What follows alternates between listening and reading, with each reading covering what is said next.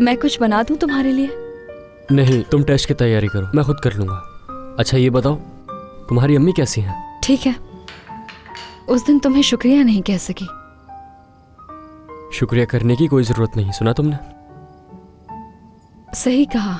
मैंने अक्सर तुमसे ठीक से बात नहीं की, मगर सबा देखो, मैं इस बारे में तुमसे कोई बात नहीं करना चाहता।